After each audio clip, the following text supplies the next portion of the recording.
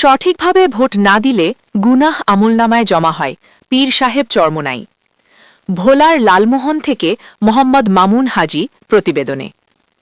ইসলামী আন্দোলন বাংলাদেশের আমির ও চরমোনাইয়ের পীর মুফতি সৈয়দ মোহাম্মদ রেজাউল করিম বলেছেন, ভোট একটি আমানত। সঠিকভাবে ভোট প্রদান না করলে তার দায় আমলনামায় গুনাহ হিসেবে জমা হয়। ভোটের মাধ্যমে দেশের পরিবর্তন, মানুষের শান্তি ও অশান্তি নির্ধারিত হয়। তাই তিনি আগামী ১২ তারিখে হাতপাখা প্রতীকে ভোট দেওয়ার আহ্বান জানান। রবিবার ৮ ফেব্রুয়ারি বিকেলে লালমোহন বালিকা মাধ্যমিক বিদ্যালয় মাঠে ভোলা ৩ আসনে ইসলামী আন্দোলন বাংলাদেশের সংসদ সদস্য প্রার্থী হাফেজ মাওলানা মোসলেহ উদ্দিনের নির্বাচনী জনসভায় প্রধান অতিথির বক্তব্যে তিনি এসব কথা বলেন।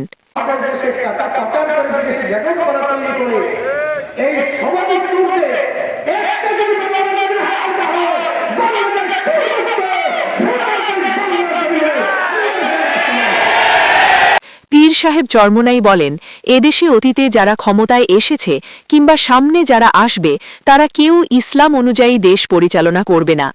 একমাত্র ইসলামী আন্দোলন বাংলাদেশ ক্ষমতায় গেলে ইসলাম অনুযায়ী রাষ্ট্র পরিচালনা সম্ভব। তিনি আরও বলেন, ইসলামী আন্দোলনের পক্ষে একটি ভোট বৃদ্ধি মানে ইসলামের পক্ষে একটি ভোট বৃদ্ধি। ইসলামের বিধান প্রসঙ্গে তিনি বলেন, ইসলাম অর্থ শান্তি। চোরের হাত কাটা ইসলামের বিধান হলেও তা সকলের ক্ষেত্রে প্রযোজ্য নয়। যে ব্যক্তি অভাবের কারণে চুরি করে তার শাস্তি ভিন্ন, আর যে স্বভাবগতভাবে চুরি করে তার বিরুদ্ধে কঠোর ব্যবস্থা গ্রহণ করতে হবে। জনসভায় সভাপতিত্ব করেন ভোলা ৩ আসনে ইসলামী আন্দোলন বাংলাদেশের সংসদ সদস্য প্রার্থী হাফিজ মাওলানা মোসলেহ উদ্দিন।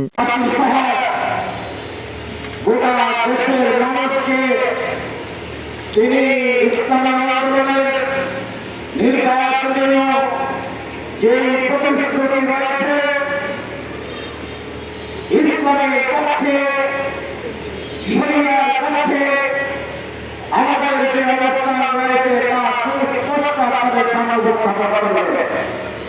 এ সময় উপস্থিত ছিলেন বিশিষ্ট লেখক ও কলামনিস্ট মাওলানা হাবিবুর রহমান মেজবা কুয়াকাটা, ভোলা ৩ আসনের নির্বাচন পরিচালনা কমিটির সভাপতি হাফিজ মাওলানা মোহাম্মদ রাশেদুল ইসলাম সহ উপজেলা, ইউনিয়ন ও ওয়ার্ড পর্যায়ের বিভিন্ন নেতাকর্মী ও সমর্থকবৃন্দ।